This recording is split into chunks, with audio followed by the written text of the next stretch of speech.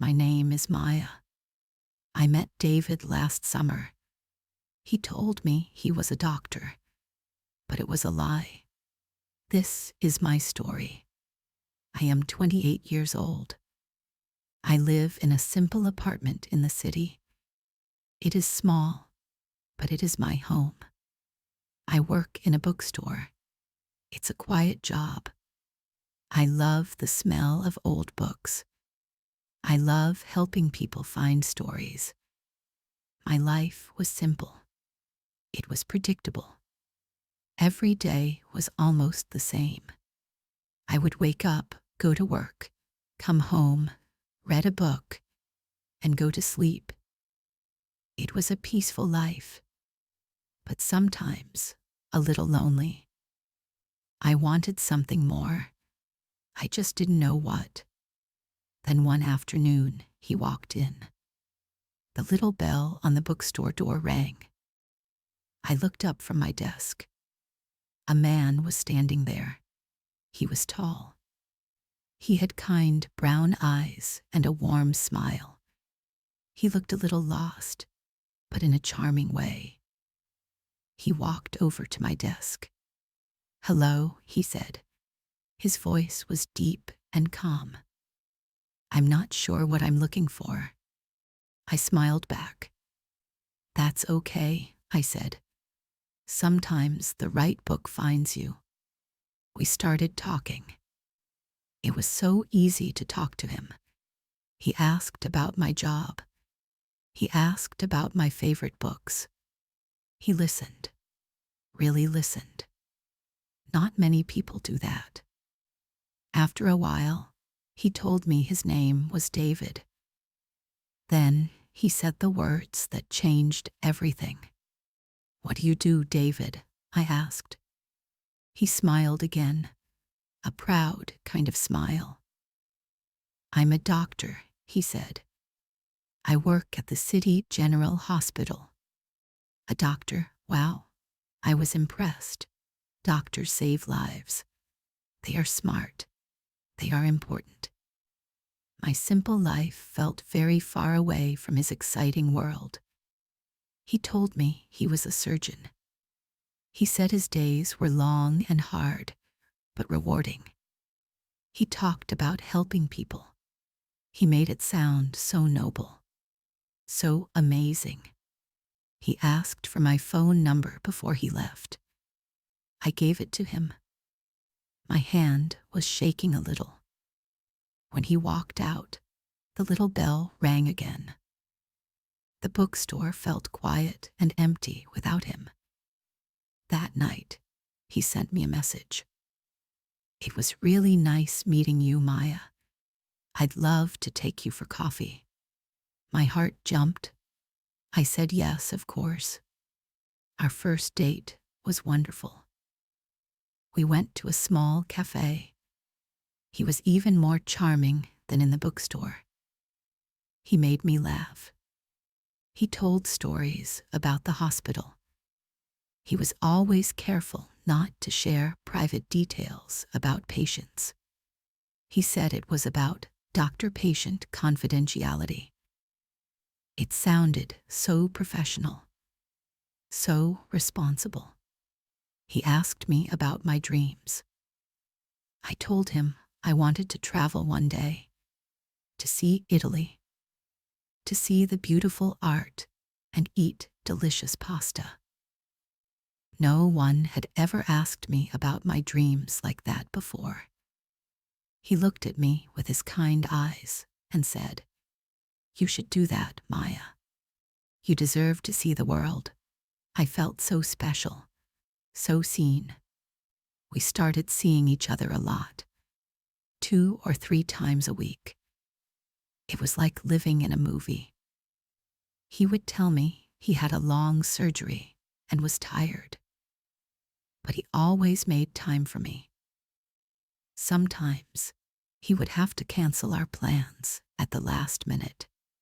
He would send a message saying, "Sorry, a big emergency at the hospital. Can't leave."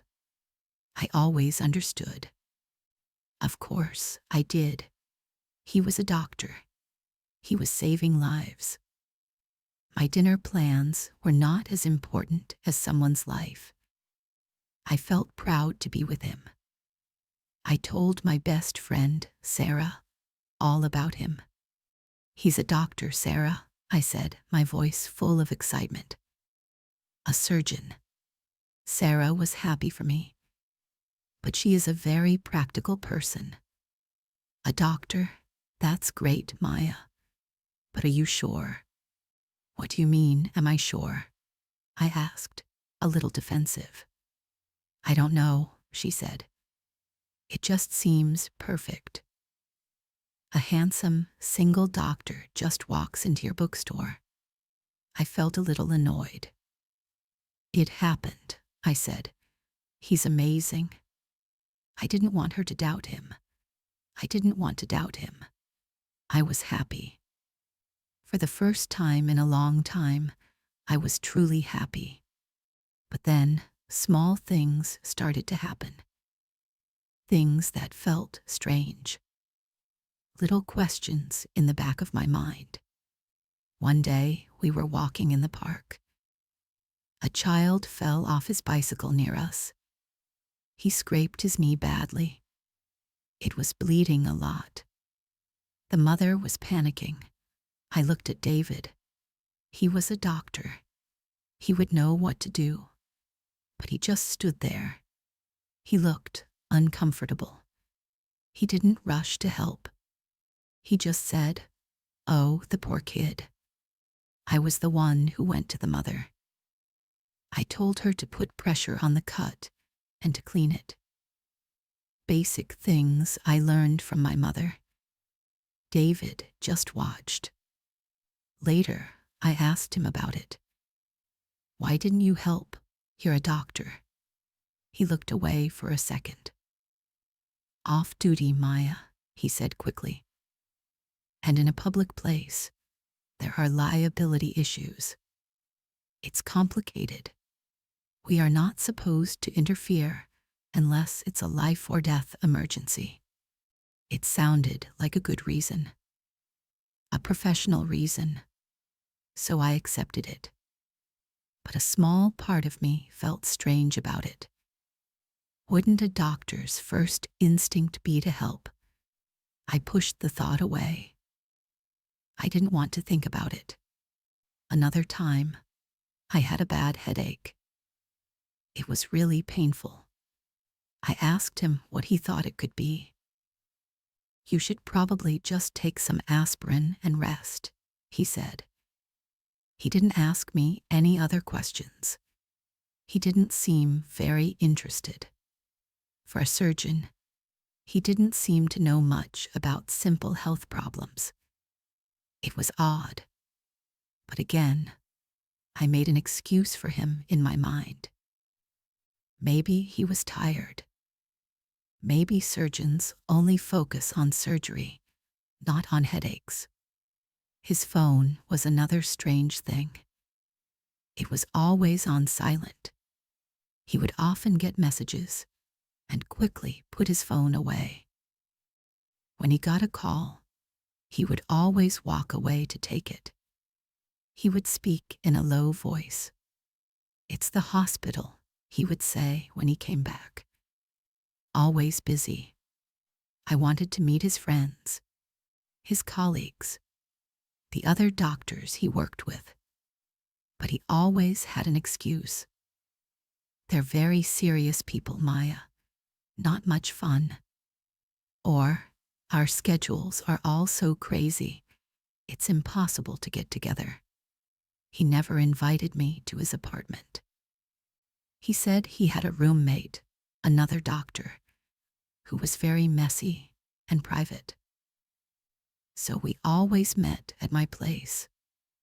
Or we went out. My small apartment started to feel like our only safe place. My friend Sarah kept asking questions. "Have you seen his hospital ID?" she asked one day. "Have you ever dropped him off at the hospital for work?" "No," I admitted. "He always takes a taxi or the subway. He says parking is impossible. Maya, Sarah said gently, I'm your friend. I'm happy you're happy. But something feels off. Please, just be careful. I told her she was being silly. I told her she watched too many movies.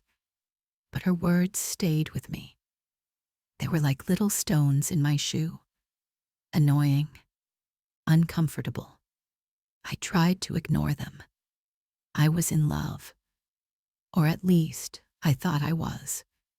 I loved the idea of him. The brave doctor. The man who saved lives. The man who chose me. The lie became bigger and bigger.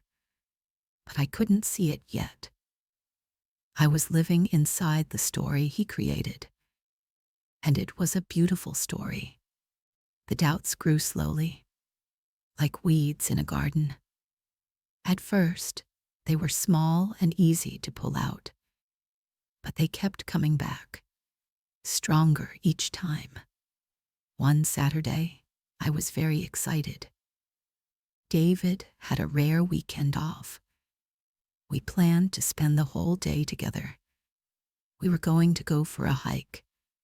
I woke up early. I made sandwiches. I packed a small backpack. I was so happy. Then my phone buzzed. It was a message from him. Terrible news. Called into the hospital for an emergency surgery. A big car accident. I'm so sorry, Maya. I will make it up to you. My heart sank. I felt so disappointed, but I messaged him back. Of course. Don't worry about it. Be safe. You're a hero. I tried to believe it. I really did. I sat in my quiet apartment with the packed sandwiches. The lonely feeling I used to have was back, and it was stronger than ever. I decided I couldn't just sit at home. I needed some air. I called my friend Sarah. David had to cancel, I said, trying to keep my voice cheerful. Emergency at the hospital. Oh, Maya, I'm so sorry, she said. Her voice was full of sympathy. Do you want to go to the market? Get some fresh air. It was a good idea. The city market was always busy and full of life. It would be a good distraction. So we went. We walked around, looking at the fresh vegetables and flowers. We bought some cheese and bread. And then I saw him. Across the crowded market, I saw a familiar figure. It was David. My heart jumped. Maybe the surgery was canceled. Maybe he was here to surprise me. I started to wave. A big, happy smile on my face. But then I stopped. He wasn't alone. He was with another woman and two small children, a little boy and a little girl. They were laughing. He was holding the little girl's hand. He bought her a bright red balloon. He looked happy, relaxed. He did not look like a surgeon who just came from an emergency. He looked like a father, a husband. My smile faded. My hand dropped to my side. The world seemed to stop. The noise of the market disappeared. It was just them. A happy family and me, standing there, frozen. Maya, what is it? Sarah asked. She followed my eyes. She saw him too. Oh, Maya, she whispered. Her voice was soft with pain for me. I couldn't breathe. It felt like someone had punched me in the chest. Who was that woman? Who were those children? Was this his real life? Was I just the other woman? He turned his head. Our eyes met across the market. For a second, He looked happy to see me.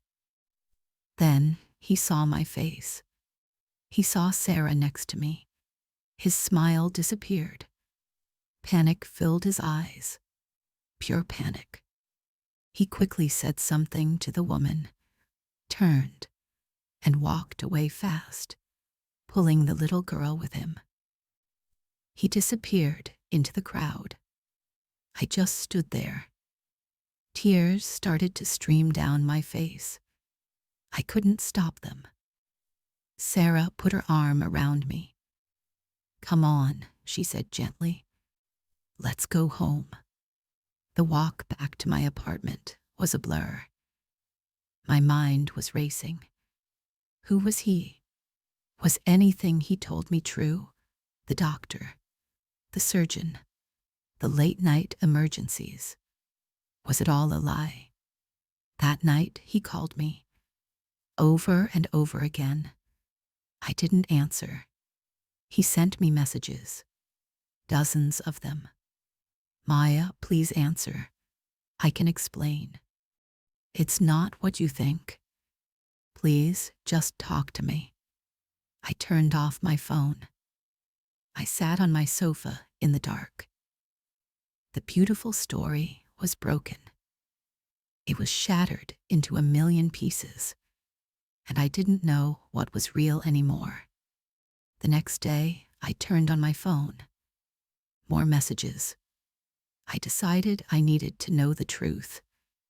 The whole truth. No more stories. No more lies. I sent him one message back. "Meet me at the cafe where we had our first date. In 1 hour.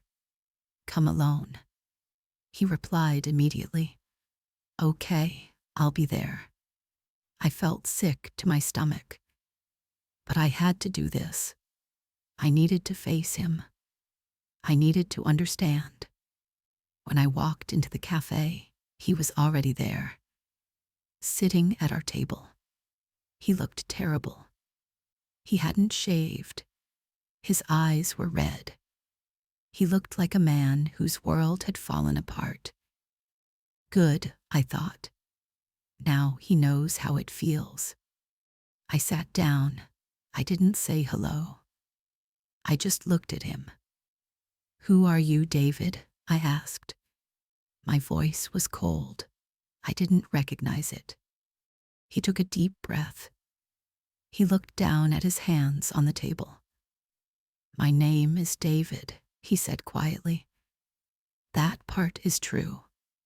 And the rest, I pushed. The doctor, the surgeon, the emergencies." He finally looked at me. His eyes were full of shame. "It's a lie," he whispered. "It's all a lie. I'm not a doctor." The words hung in the air. I knew it was true. I had seen the proof in the market. But hearing him say it still hurt. It hurt so much. "So what do you do, David?" I asked. "What is your real job?" He hesitated. "I'm a janitor," he said. His voice was barely audible. "I clean floors at the City General Hospital." A janitor? He cleaned the hospital where he pretended to save lives. The irony was bitter. It was cruel. "And the woman? The children?" I asked, my voice trembling now. "That's my sister," he said quickly. "And my niece and nephew. I swear, Maya, I am not married. I don't have children."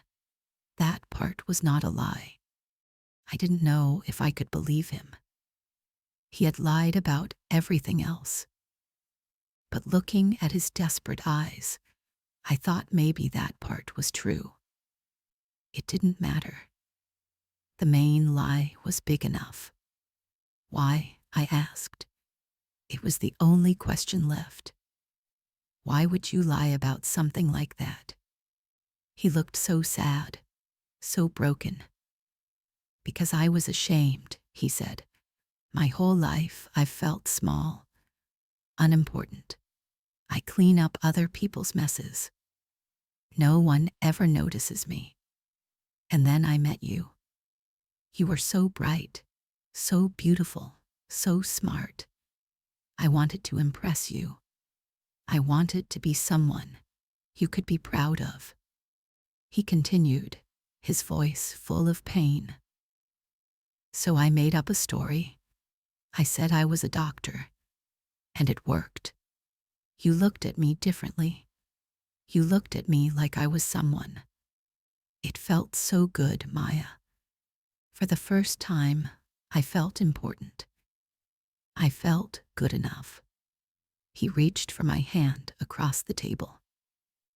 I fell in love with you, Maya. That was real.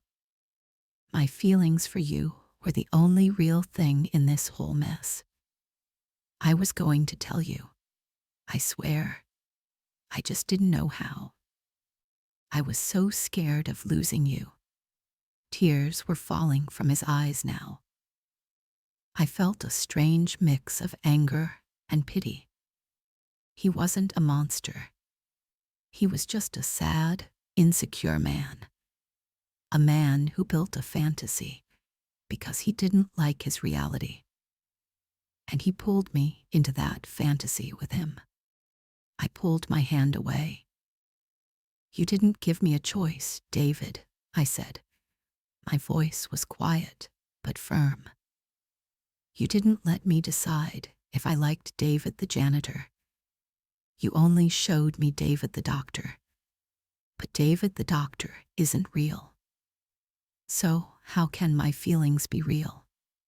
The pain in his face deepened. He knew I was right. The problem isn't your job, David, I told him, finding a strength I didn't know I had. There is no shame in honest work. My father was a postman. My mother cleaned houses. They were good, honest people. The problem is the lie. You lied to me every single day. You built our whole relationship on a lie. There is no foundation. There is nothing to hold on to. I stood up. My legs felt shaky, but I stood tall. I can't see you anymore, I said. This is over. Maya, please, he begged. Don't do this. I can change. I will never lie to you again. It's too late, David, I said softly. I turned around and walked out of the cafe. I didn't look back. I knew if I looked back, I might break. The weeks after that were hard, very hard. I felt sad. I felt angry. I felt foolish for believing him. I cried a lot. I leaned on my friend Sarah. She was amazing. She let me talk. She let me cry. She never once said, I told you so. Slowly, I started to heal. I focused on my work at the bookstore. The quiet, simple routine that I used to find boring now felt safe. It felt real. My life was not a big, exciting story, but it was an honest one. And I realized that was more important. I learned a lot from David. I learned that if something seems too good to be true, it probably is. I learned to trust my feelings, those little doubts in my mind. They were trying to tell me something. I learned that a person's job doesn't make them good or bad. Honesty does. Kindness does. I am still single. I am still working at the bookstore. My life is still quiet, but I am not lonely in the same way. I am learning to be happy with who I am, with my simple, honest life. I am saving money for that trip to Italy. I will go one day, by myself, for myself. Sometimes I think about David. I hope he found a way to be happy with who he is. I hope he learned that he doesn't need to lie to be loved. Everyone deserves to be loved for who they truly are. If you are listening to this, maybe you feel like your life is too simple. Or maybe you feel like you are not good enough. Please, don't believe that. You are enough. Your life, your story, is important. Don't ever let anyone make you feel small. And don't ever build your happiness on a lie. It's better to have a small, simple house made of stone than a big, beautiful castle made of sand. Because when the storm comes, the sand castle will wash away. Trust me, I know, be honest, be real, and be proud of who you are. You can do this. Keep going.